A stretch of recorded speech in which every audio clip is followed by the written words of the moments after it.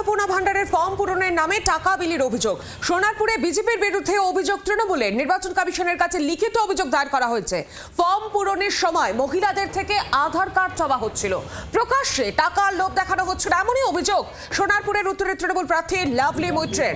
তবে এখনো পর্যন্ত বিজেপির কোনো প্রতিক্রিয়া পাওয়া যায়নি এই গোটা বিষয় নিয়ে। সোনারপুরের যে ছবি তুলে ধরছি আপনাদের সামনে, লিখিত অভিযোগ দায়ের করা হয়েছে কমিশনের কাছে।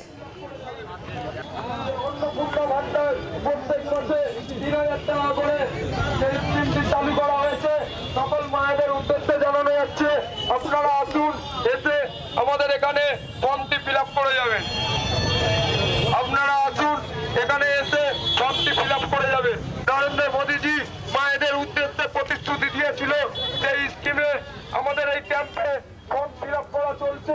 আপনারা সকল আরো বিস্তারিত জানি, টেলিফোন লাইনে রয়েছেন প্রতিনিধি তথাগত চক্রবর্তী। তথাগত, অন্নপূর্ণা ভান্ডারের ফর্ম পূরণের নামে টাকা আত্মসাতের এবং টাকা বিলির অভিযোগ করছে, বিস্ফোরক অভিযোগ তোলা হচ্ছে।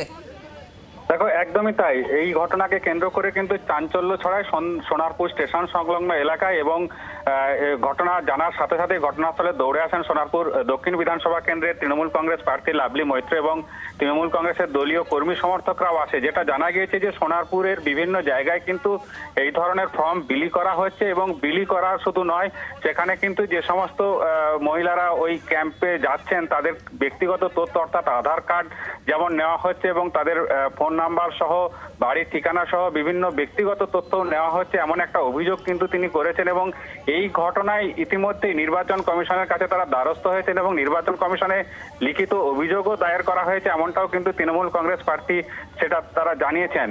তবে তৃণমূল কংগ্রেসের তোলা সমস্ত অভিযোগ অস্বীকার করেছেন বিজেপির পক্ষ থেকে। বিজেপির জেলা সভাপতি যেটা জানিয়েছেন যে এটা তাদের প্রচার, অর্থাৎ যে ধরনের প্রচার চালানো হচ্ছে দলের পক্ষ থেকে সেই প্রচারেরই অঙ্গ এটা এবং সেই কারণেই তারা এলাকার যারা মানুষ বাসিন্দা তাদের কাছে এই ফর্ম বিলি করছেন। কোনো গোপন তথ্য নেওয়া হচ্ছে না বা কাউকে টাকা বিলি করা হচ্ছে না, এমন ধরনের যে অভিযোগ বিজেপির বিরুদ্ধে করা হচ্ছে। আমরা শুনে নেব, ধন্যবাদ তোমাকে। আমরা শুনবো যে সোনারপুরের উত্তরের তৃণমূল প্রার্থী লাভলি মৈত্র তিনি কি বলছেন, পাশাপাশি বিজেপি নেতৃত্ব তাদের কি বক্তব্য। তারা মহিলাদেরকে টাকার প্রলোভন দেখাচ্ছিল এবং অন্নপূর্ণা ভান্ডারের নাম করে তারা ফর্ম ফিল আপ করানোর জন্য প্রত্যেকের কাছ থেকে আধার কার্ড চাইছে। আমরা খবর পাই এবং খবর পেয়ে আমাদের লোকেরা আসে, তখন ওরা পালিয়ে যায় এবং আমরা নির্দিষ্ট সময়ের মধ্যে ইলেকশন কমিশনের কাছে আমরা কমপ্লেন করেছি। বিজেপির চরিত্র, বিজেপির কালচার সবাই জানে, সেটা আরও বেশি করে মহিলাদের জানা উচিত যে মহিলাদেরকে ওরা কিভাবে ঠকায় এবং যতই টাকা দিয়ে ভোট কেনার চেষ্টা করুক, কোনো ষড়যন্ত্র, কোনো চক্রান্ত চলবে না। অন্নপূর্ণা ভান্ডার নামে কোনো ভান্ডার চালু হয়নি, আর অন্নপূর্ণা ভান্ডারের নামে প্রচার নয়। সংকল্পপত্রে আমাদের বলা হয়েছে মহিলাদের এবং যুবদেরকে সাহায্য করা হবে সামনের দিনে সরকারে এলে।